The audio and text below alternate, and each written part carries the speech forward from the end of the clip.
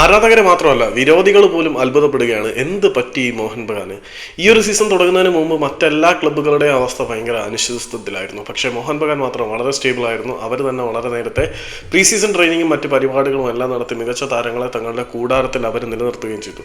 മറ്റെല്ലാ ടീമുകളുടെയും സ്കോഡിൽ സ്റ്റെബിലിറ്റി ഇല്ല. താരങ്ങൾ വന്നും പോയി ഇരുന്ന് ആടിക്കുഴഞ്ഞ അവസ്ഥയായിരുന്നു. അവിടെ ഏറ്റവും പവർഫുൾ സ്കോഡും പവർഫുൾ കോച്ചും എല്ലാം മോഹൻ ബഗാൻ തന്നെയായിരുന്നു. സീസണിന്റെ തുടക്കത്തിൽ അവർ കിരീടത്തിലേക്ക് ദാണ്ടിത എത്താൻ പോകുന്നു എന്നായിരുന്നു പ്രതീക്ഷിച്ചത്. പക്ഷേ കഴിഞ്ഞ 3 മത്സരങ്ങളായി കാര്യങ്ങൾ അത്ര സുഗമമായിട്ടല്ല പോകുന്നത് എന്നാണ് സത്യം. മോഹൻ ബഗാൻ സൂപ്പർ ജയൻസിനെ മറികടന്ന് തുടക്കത്തിൽ പ്രതിസന്ധിയിലൂടെ നീങ്ങിയ മുംബൈ സിറ്റി FC നിലവിൽ ISL പോയിന്റ് ടേബിളിന്റെ തലപ്പത്ത് വന്നിട്ടുണ്ട് എന്നുള്ള കാര്യം ആരും മറക്കരുത്. സെർജിയോ ലൊബേര എന്ന പരിശീലകന്റെ തന്ത്രങ്ങളുടെ കണക്ക് പുസ്തകം കാലഹരണപ്പെട്ടോ എന്നാണ് ഇപ്പോൾ ആരാധകർക്ക് ചോദിക്കാനുള്ളത്. 4-2-3-1 എന്ന് പറയുന്ന തൻ്റെ സ്ഥിരം ഫോർമേഷനിൽ നിന്നും യാതൊരു മാറ്റത്തിനും അയാൾ തയ്യാറാവുന്നില്ല.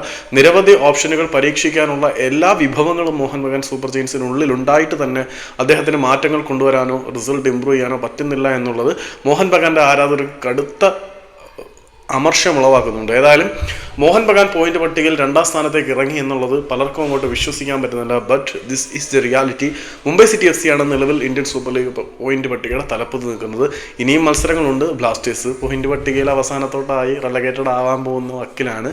കാര്യങ്ങൾ മാറി മറിയോ ഇല്ലയോ എന്ന് കാത്തിരുന്ന് കാണാം. ഇനിയും വളരെ കുറച്ച് മത്സരങ്ങൾ മാത്രമാണ് ഈ ലീഗിൽ അവശേഷിക്കുന്നത്.